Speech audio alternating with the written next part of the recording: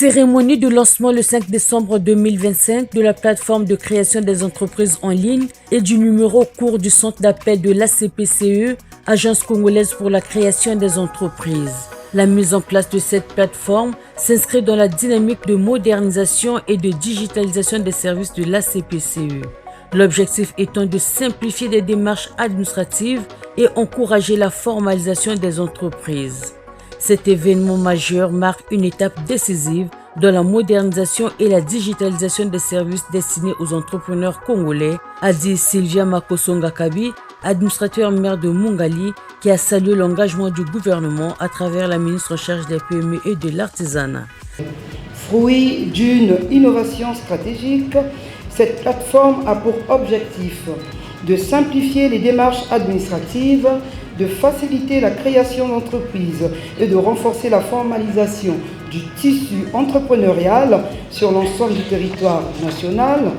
De ce fait, votre présence ici même, nombreuse, témoigne de l'importance que chacun accorde à la modernisation de ses services publics et à l'amélioration de l'environnement des affaires dans notre pays. Ce travail a été réalisé grâce à la détermination d'une catégorie de personnes que voici. Nous avons utilisé 3 méthodes assez simples, mais efficaces également. Nous avons utilisé la redondance, c'est-à-dire booster, doubler nos sites, de telle sorte que s'il y a panne sur un site, et bien évidemment le deuxième site prend le relais. Comme pour les sachants, nous savons que la fibre optique passe par Pointe-Noire, donc nous avons instauré le premier site au niveau de Pointe-Noire avec une réplication sur Brazzaville. Deuxièmement, nous avions utilisé les logiciels de monitoring et d'automatisation qui nous permettent de surveiller en permanence l'application lorsqu'il y a un souci pour savoir quelles sont les actions à prendre ou encore à mener bien avant que le site puisse tomber. Troisièmement, nous avons utilisé les procédures d'exploitation et les sauvegardes régulières pour permettre l'accessibilité au site, peu importe un incident, peu importe le dysfonctionnement, mais nous avions un backup qui permet toujours aux usagers ou encore aux utilisateurs de pouvoir utiliser le site en permanence. Lors de la conception de notre plateforme, nous avons pris au compte les principes et les normes internationales sur la confidentialité des données et la qualité également des données. C'est dans un but qui est crucial de produire des données fiables nécessaires à la prise des décisions et également à l'alimentation des indicateurs de développement économique. Bien évidemment, ce qui permet d'avoir des éléments, sinon les données nécessaires au PNID, notamment sur l'amélioration du climat des affaires. Merci beaucoup, M. Ouattara. Donc nous comprenons bien qu'au sein des établissements publics ici au Congo, nous avons de la ressource comme ces trois messieurs pour travailler sur des plateformes, pour digitaliser et apporter des solutions pour que les usagers au quotidien puissent avoir accès à une plateforme comme celle-ci qui leur permet de pouvoir s'enregistrer en ligne. Je vous demanderai s'il vous plaît de les applaudir et de les accompagner avec ces applaudissements-là. Dans la présentation de ces deux outils, le directeur général de l'ACPCE, Dieu merci, Émerian Kibangu, n'a pas tari de mots pour remercier la ministre de tutelle.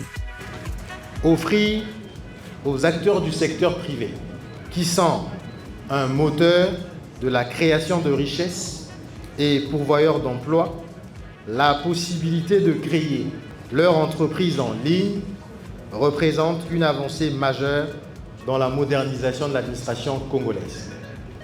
Mettre en plus à la disposition de ces mêmes acteurs un centre d'appel via le numéro court 1730, à partir duquel ils peuvent désormais s'informer et s'exprimer sur les services offerts, concourt à rapprocher l'administration publique des usagers, en plus de renforcer la démarche qualité du service public. La matérialisation de ces deux outils est une réponse certaine aux autres instructions reçues de Madame le ministre des PME et de l'Artisanat le 15 février 2022, lors de la prise de fonction du directeur général ainsi que lors de l'installation du président du comité de direction de l'ACPCE. En effet, sur les 4 volets des instructions contenues dans la feuille de route de l'équipe dirigeante actuelle, mettre en œuvre la digitalisation des procédures de création, modifications diverses et radiation des entreprises représente la première instruction du volet numéro 3 sur les services spécialisés. Permettez-moi, Madame le ministre, de vous féliciter pour avoir atteint cet objectif.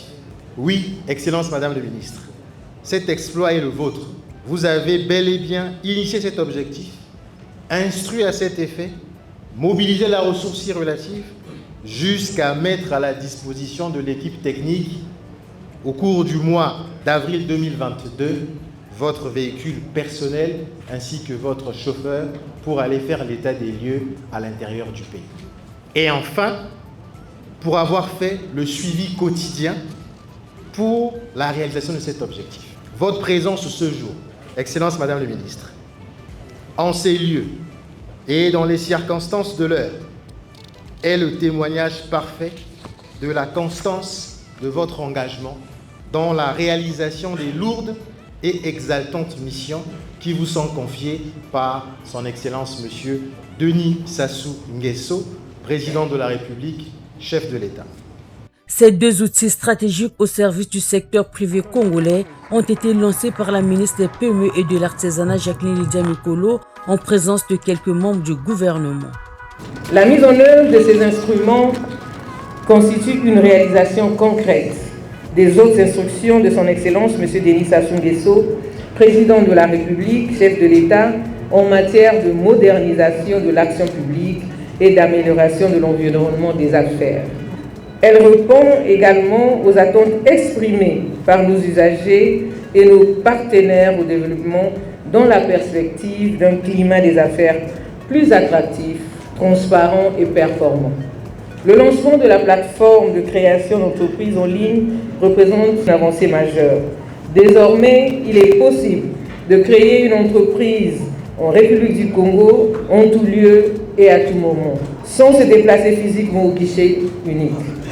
Cette innovation réduit considérablement les délais, diminue les coûts et lève de nombreuses barrières administratives.